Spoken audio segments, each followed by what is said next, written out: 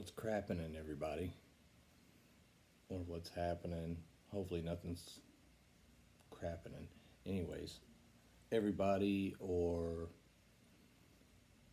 one person, whoever this is supposed to get out to, I just do what I'm led to do what I'm told to do.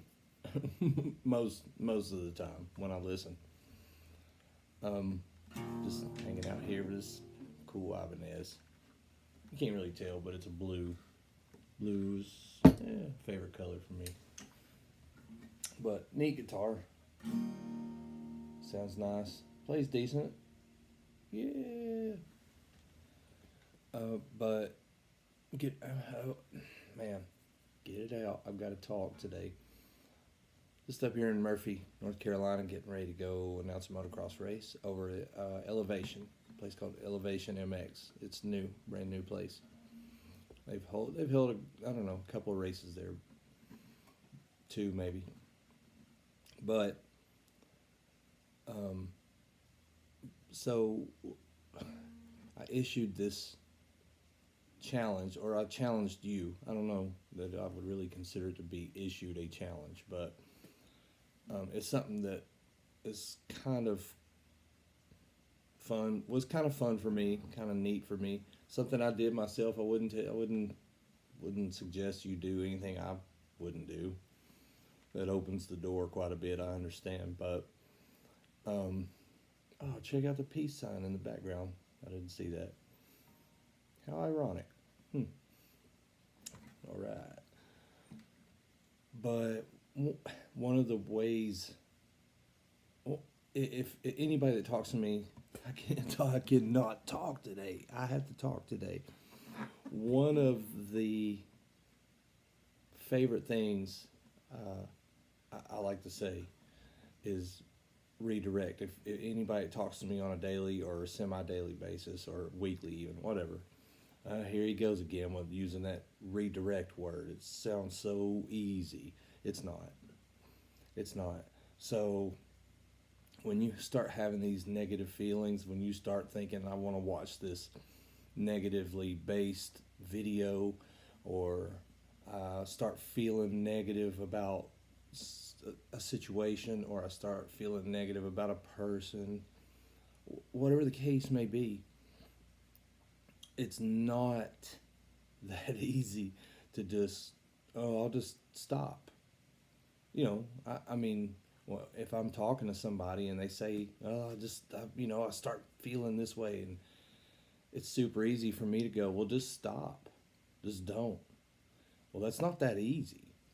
But it's because your brain is trained to not necessarily to react a certain way. Your brain it doesn't necessarily react, but it processes things and then sends out signals for everything else to react a certain way. Your body, your emotional status, all that stuff. It doesn't necessarily control your soul, but understand that your soul, it's all intertwined, it's all connected. So you have to retrain your brain. And one of the ways of doing that is redirecting. So sort of kind of in the way addicts, maybe drug addicts, alcoholics, whatever the case may be, a lot of times in therapy they'll find that if they can replace those problems with something else, another hobby, or something to preoccupy their brain, however you want to say, look at that really. But it's that like with a small kid that's sugar high, and you try to tell them to just sit down and shut up. It doesn't work. I'm reciting a silly TV episode. Yeah, but you see where I'm going with that. You have to redirect their energy. So it's going to happen. That energy's going to happen, and they're going to friggin' explode if you don't do something, or redirect that energy. Man, our brains are the same exact way. So when those thoughts, those patterns, those algorithms start coming in, you have to redirect them to something else, and that's just something positive. That's that's what that's today. That's today.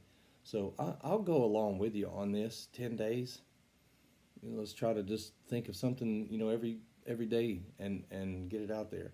I mean, I challenged you, so uh, I might as well help give you some of the tools that were useful for me. I've been through my own personal journey. So, uh, whoever you are, I believe in you. You're not alone. You're not by yourself. You can do it. You can do it. I've seen the worst of us do it. I've seen the worst in myself do it. I'm telling you, no matter what you've done, no matter who you are, you, oh, the camera's over here. I see what's happening. Hey, camera, you can do it. I'm not good at this. You can do it. Redirect. Let's start right there, okay? You're scrolling those Facebook videos, and that's those those murder porn TV shows, true crime, and all that. Hey, at some point you can go back to watching the stuff that you like to watch that maybe you're hooked on, but you won't absorb it. Once you clean this out, once you clean this out and retrain it and get it back to seeing positive things, you can, at that point, you don't absorb things. You're trained to just see it and go, God, that was crazy, and that's it.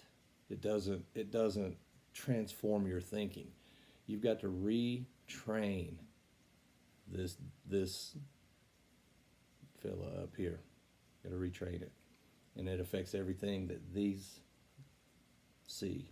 I'm telling you, I can't explain the science of it, but there's something to it. Yesterday, we trained some riders, some motocross riders, and I say we because it takes parents involved. It takes everybody.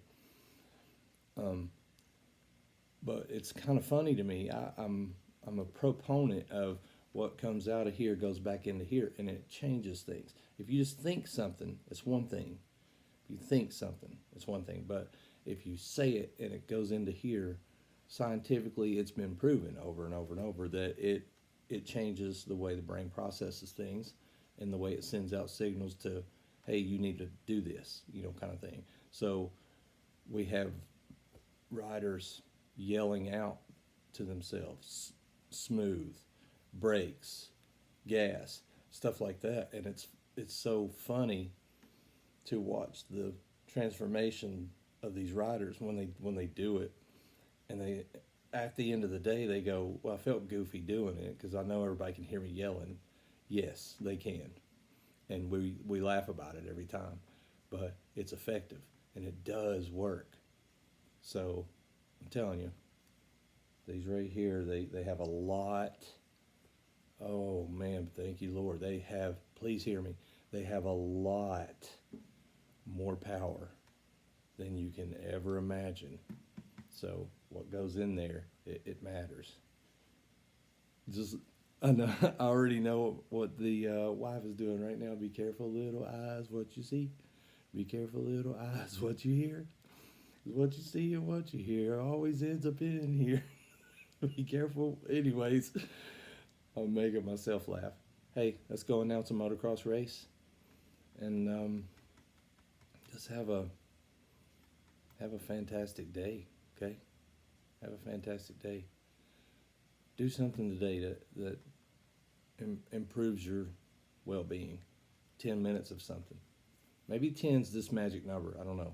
I'm a proponent of 10-9-8ing yourself, and that's thinking about what you're about to do or about what you're about to say before you do it. But I've got that written down as well. I want to say thank you to all my friends at work that have been behind me on this, pushing me. Hey, again, whoever this is for, you have a lot of support behind you. I promise. I promise you do. I don't have anything cool guitar wise. I was just sitting here playing a little bit, but I can show you this. The way I like to play a G chord. This is a normal G chord. I always played it with the bottom two fretted on the third fret. It gave me the opportunity to move my fingering around a little bit. And I kind of like it. Sounded a little more rock and roll to me to play it in this manner. But explore, different chord variations and explore. Do not get stuck in the same. Some of them you have to in the same fingering way. A lot of times you'll find, just playing different chords with different fingerings like that will help your dexterity and teach your fingers to listen to your brain more. But it does help. Get that pinky involved. Hey, little fella, he needs something to do. So practice. That's always been a fun thing to practice for me. It's difficult, but practice getting those fingers in those locations, quickly. This is one of those things it's okay to do things a little different. There's no rules or boundaries. If it sounds good, do it. My name's Gary, folks. I can't see my hand. I'm doing this thing. All right. Hey, all right. All right, I'm getting goofy. Have a good one. Let's go announce a motocross race. Peace. Just like that. Woo!